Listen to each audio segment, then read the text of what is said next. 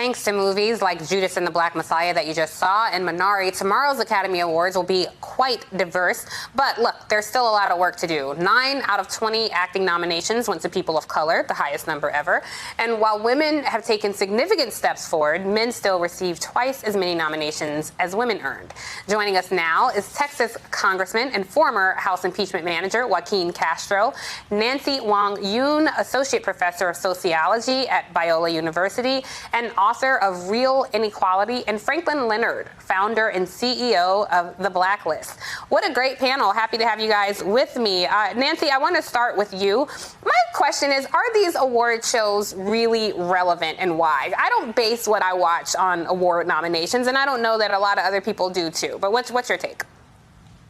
Well, the idea is that if an actor wins an Oscar, then their careers are boosted, right? They're more likely to do well and get more roles. But then, research actually shows that actors of color don't get that boost as much as white actors. So nonetheless, it's still something's better than nothing. Yeah, exactly. Congressman, I want to turn to you because I read your piece in Variety, which was excellent, because it's not just the award shows and this pipeline to getting awarded. It's really about how communities of color are represented in Hollywood. And you made some very striking points in this piece. Talk to me about your opinion on how the Latino community is represented in Hollywood. Yeah, the Latino community is not very well represented in Hollywood. The Latino community over the years has been very much excluded. Even now, Latinos account for less than 5% of folks in front of and behind the camera, even though the Latino community is about 18.5% of the country. And in California, in Los Angeles, is more than 40% of Los Angeles. And so there's a few issues in Hollywood. Number one is exclusion. They've excluded a lot of people over the years. In fact, if you look at Hollywood, even though it's considered a liberal industry, it's actually fairly regressive and less diverse, for example, than the oil and gas industry. And the second part is representation and stereotyping.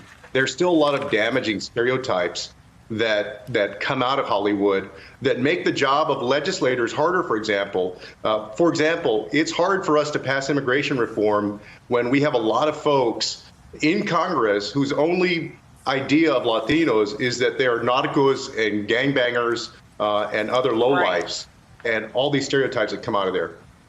Yeah, that's a really good point. How people form their perceptions of communities is a lot of times based on Hollywood images. Very good point, Congressman. Franklin, let me ask you, should communities of color still be trying to earn that white gaze, as people call it? Should we try to infiltrate the mainstream? But as the rising majority of America, should we be creating our own spaces? What do you say?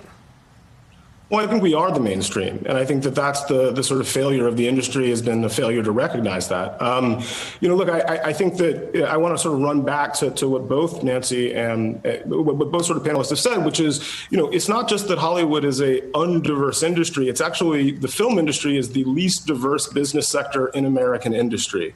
There was a study by McKinsey and Company, the sort of noted consultants, and they basically found that not only is it the least diverse industry in the country, that the industry is also losing $10 billion a year in annual revenue because of specifically anti-Black market biases. And that's to say nothing of the anti-Latino, the anti-Asian, the anti-LGBTQ, anti-women, anti-disabled biases that are also implicit in the industry.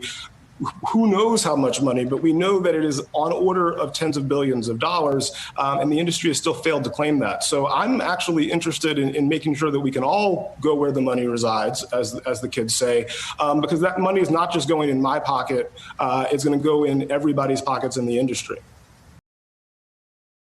Hey, thanks for watching our YouTube channel. You should know that you can follow today's top stories and breaking news and catch up on your favorite MSNBC shows all in one place. Download the NBC News app today.